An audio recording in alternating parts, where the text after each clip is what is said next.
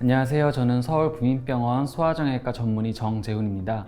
지난번 영상에서 인공지능 통해서 자녀의 뼈 나이를 측정할 수 있고 또 자녀 예측키가 어느 정도로 될지 알 수 있는 방법이 있다고 설명을 드렸는데요. 그러면 그 다음은 아마 이런 고민을 하실 거예요.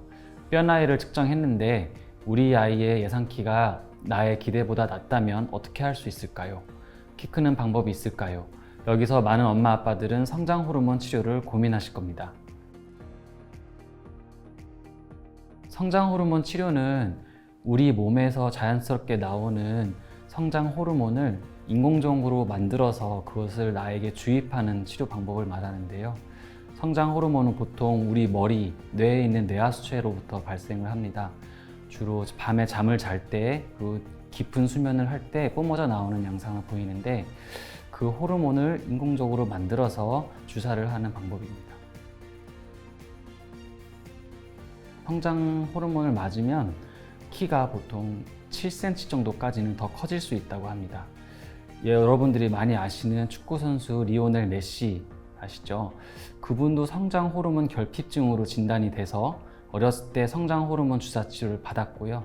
성장 호르몬 치료를 받는다고 다 무조건 7cm가 크는 것은 아닙니다. 아이마다 성장 호르몬 주사 치료를 받으면서 부작용이 발생할 수 있고 중도 탈락되는 경우가 있는데요. 보통 평균적으로 주사 치료를 시작한 지 6개월 됐을 때 2에서 3cm 정도 키 크는 효과가 나타나기 시작한다고 말씀드릴 수 있을 것 같습니다.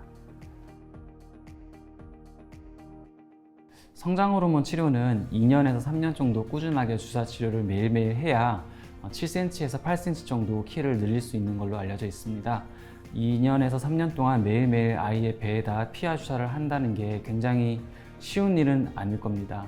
그렇더라도 아이의 의지와 또 부모의 노력이 있으면은 매일매일 하시는 분도 분명히 계시고 또 그를 통해서 예측키를 늘릴 수 있기 때문에 그만큼의 보상이 있을 것으로 예상을 합니다. 성장 호르몬 치료의 비용은 1년에 1,000만 원에서 1,500만 원 정도 드는 것으로 집계가 되고 있습니다. 성장 호르몬 치료는 보통 소아과에서 하는 걸로 알고 계실 텐데요. 그렇다면 왜 소아 성장 호르몬 치료를 서울부민병원에서 맞아야 하는 걸까요? 여러분이 많이 아시겠지만 성장 호르몬 치료는 소아과 의원이나 대학병원의 소아과에서 현재 많이 시행하고 있습니다. 하지만 성장 호르몬 치료에 있어서 중대한 합병증이 발생할 수도 있는데요.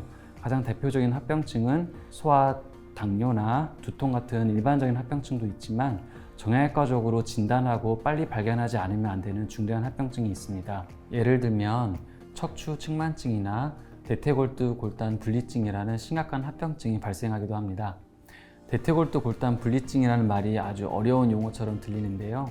쉽게 말하면 성장 호르몬 치료를 받으면 성장판이 약해져서 그 성장판으로부터 뼈가 어긋나는 병입니다. 이를 빨리 진단하고 치료하지 않으면 뼈 모양이 이상하게 굳어버리기 때문에 심각한 장애가 초래될 수도 있는 합병증입니다.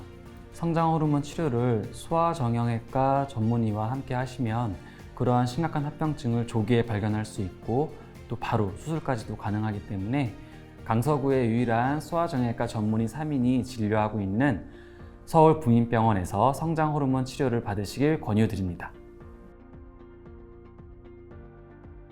소아정형외과는 출생부터 성장판이 닫히는 청소년기까지 아이들을 돌보는 과인데요.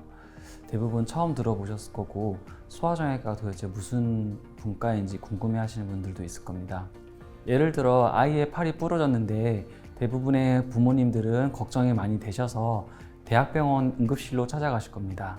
대학병원 응급실을 가시면 대기가 많이 길고 또 소아정형외과 교수님을 뵙기까지 상당히 오래 기다려야 하는데요. 저희 서울부민병원에 오시면 소아정형외과 전문의가 3분이나 계시기 때문에 언제 오시더라도 빠른 진단과 아주 신속한 수술이 가능합니다.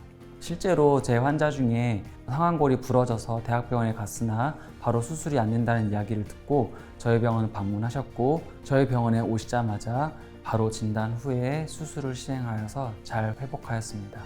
그리고 2살 아이가 뒤뚱뒤뚱 걷는다고 저희 병원을 찾아왔습니다. 1년이 지나도 아이의 걸음걸이가 뒤뚱뒤뚱거리고 무릎 모양이 점점 옷자다리로 변하게 되어서 저에게 내원하셨습니다. 그래서 그 아이는 저에게 왔을 때 구루병으로 진단이 되었습니다. 소아정형외과 전문의가 아니면 그 소아에게서 발생할 수 있는 여러 가지 질병에 대해서 잘 모르실 수도 있기 때문에 꼭 고관절 탈구가 아니더라도 아이의 다리 모양이 이상하거나 발달이 느리다면 소아정형외과를 전문의를 찾아보시는 것을 권유드립니다. 지금까지 성장 호르몬 치료를 왜 서울부인병원에서 받아야 하는지 설명을 드렸습니다. 혹시 성장 호르몬 치료가 너무 걱정이 돼서 불안하신 부모님이 계시다면 서울부민병원을 찾아오시면 소아정형외과 전문의 3명이 계시기 때문에 친절하게 상담해드리고 아이에게 해가 되지 않는 범위 내에서 잘 치료해 드리도록 하겠습니다. 감사합니다.